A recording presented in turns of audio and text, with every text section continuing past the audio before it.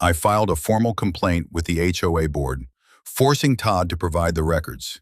He stalled, but I wasn't backing down. Step 3. Build the case. When Todd finally handed over the financial documents, they were a mess. Invoices were missing, payments were mislabeled, and some expenses were downright bizarre. A $15,000 landscaping fee paid to a company that didn't exist. Thousands spent on administrative costs with no explanation. I cross-referenced the HOA's bank statements with public records and found the smoking gun. Todd was funneling money to his personal accounts.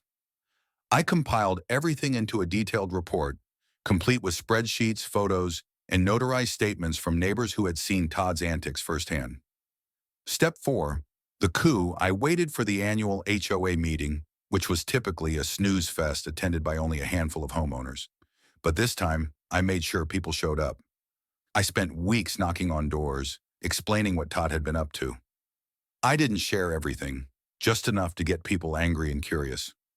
On the night of the meeting, the room was packed.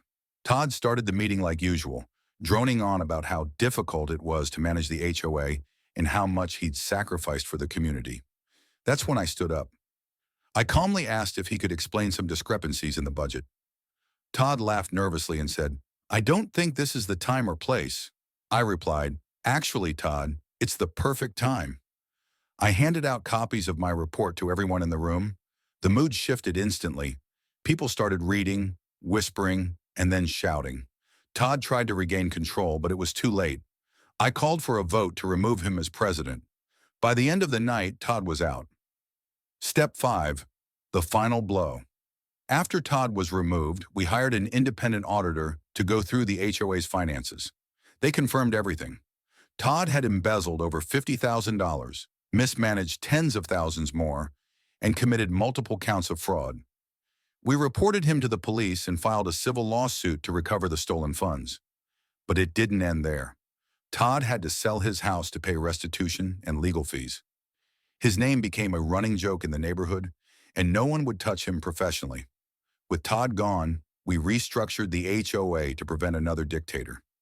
We implemented term limits, required multiple board members to approve financial decisions, and created an online portal so all homeowners could access budgets and meeting minutes. The aftermath. Every time I walk past Todd's old house, now owned by a lovely family, I smile.